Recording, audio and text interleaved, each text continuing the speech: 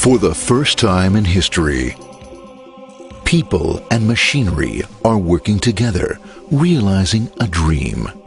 A uniting force that knows no geographical boundaries without regard to race, creed, or color.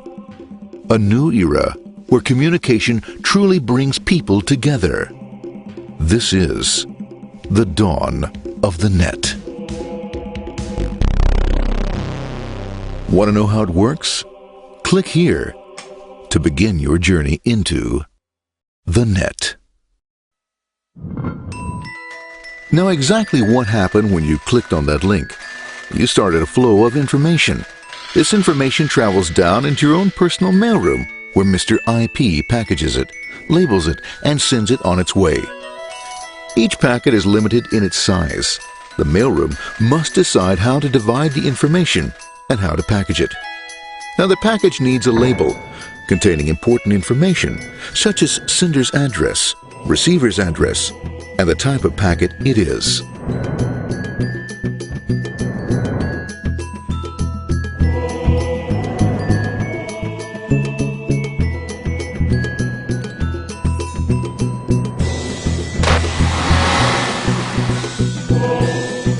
Because this particular packet is going out onto the internet, it also gets an address for the proxy server, which has a special function, as we'll see later. The packet is now launched onto your local area network, or LAN. This network is used to connect all the local computers, routers, printers, etc. for information exchange within the physical walls of the building. The LAN is a pretty uncontrolled place, and unfortunately, accidents can happen.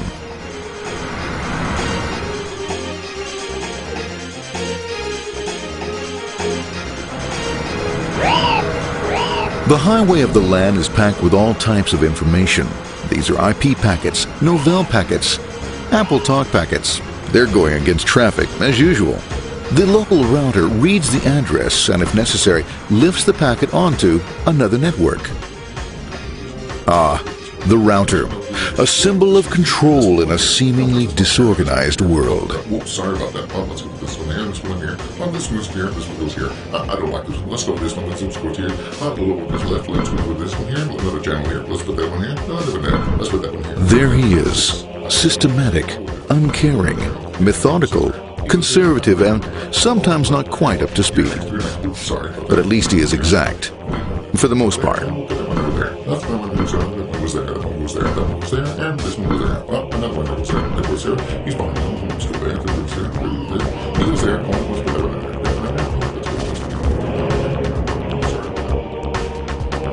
there. As the packets leave the router, they make their way into the corporate intranet and head for the router switch. A bit more efficient than the router switch plays fast and loose with IP packets, deftly routing them along their way. A digital pinball wizard, if you will. Here we go, here comes another one, and it's another. Watch this, Mom. Here goes, whoop, we're on the back. Hey, in there, over the left, over the right, over the left, over the right. You got it, here it comes, right down, he shoots, he scores, it's going. Hey, wait, here, watch out, here comes another one. Oh, here we go, and it's gone. As packets arrive at their destination, they're picked up by the network interface, ready to be sent to the next level. In this case, the proxy. The proxy is used by many companies as sort of a middleman in order to lessen the load on their internet connection, and for security reasons as well. As you can see, the packets are all of various sizes, depending upon their content.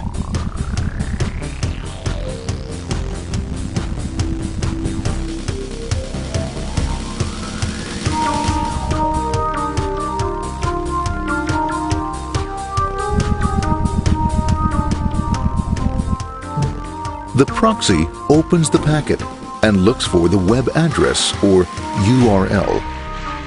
Depending upon whether the address is acceptable, the packet is sent on to the internet.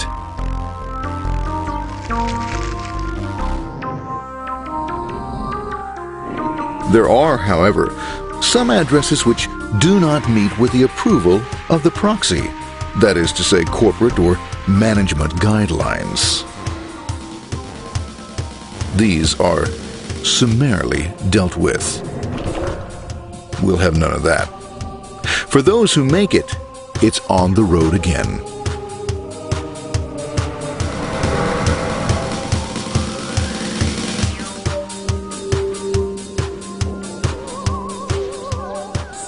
Next up, the firewall.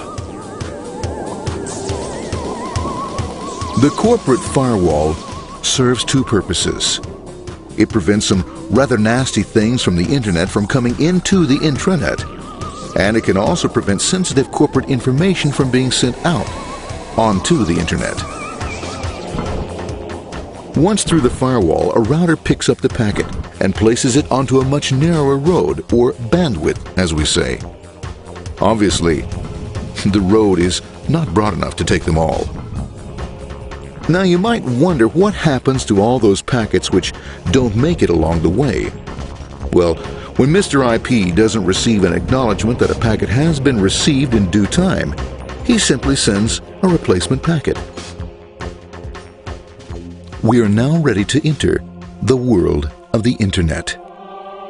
A spider web of interconnected networks which span our entire globe. Here, routers and switches establish links between networks. Now, the net is an entirely different environment than you'll find within the protected walls of your LAN. Out here, it's the Wild West. Plenty of space, plenty of opportunities, plenty of things to explore and places to go. Thanks to very little control and regulation, new ideas find fertile soil to push the envelope of their possibilities. But because of this freedom, certain dangers also lurk. You'll never know when you'll meet the dreaded ping of death. A special version of a normal request ping, which some idiot thought up to mess up unsuspecting hosts. The paths our packets take may be via satellite, telephone lines, wireless, or even transoceanic cable. They don't always take the fastest or shortest routes possible, but they will get there. Eventually. Maybe that's why it's sometimes called the worldwide wait. But when everything is working smoothly, you can circumvent the globe 5 times over at the drop of a hat. Literally. And all for the cost of a local call or less. Near the end of our destination, we'll find another firewall. Depending upon your perspective as a data packet, the firewall could be a bastion of security or a dreaded adversary. It all depends on which side you're on and what your intentions are. The firewall is designed to let in only those packets that meet its criteria.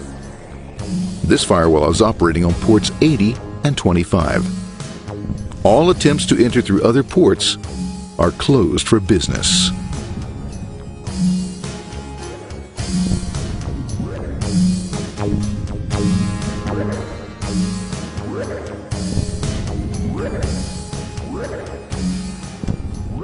Port 25 is used for mail packets, while Port 80 is the entrance for packets from the Internet to the web server. Inside the firewall, packets are screened more thoroughly. Some packets make it easily through customs, while others look just a bit dubious. Now, the firewall officer is not easily fooled, such as when this ping of death packet tries to disguise itself as a normal ping packet. It's okay, go on, it's okay, no problem. Have a nice day. We out of here. Bye. For those packets lucky enough to make it this far, the journey is almost over.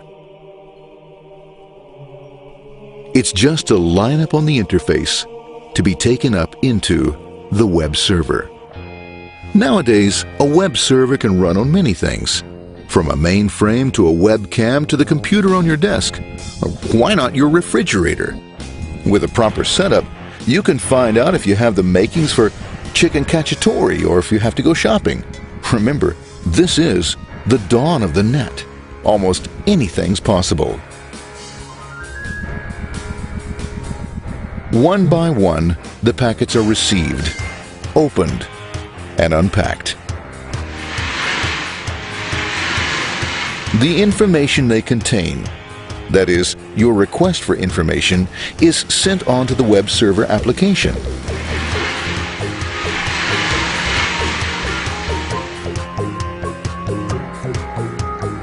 The packet itself is recycled, ready to be used again, and filled with your requested information.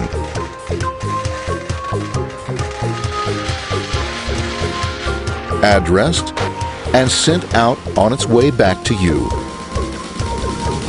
Back past the firewall, routers, and on through to the internet.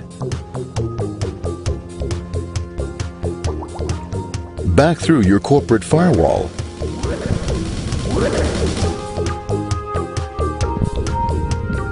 And onto your interface. Ready to supply your web browser with the information you requested. That is, this film.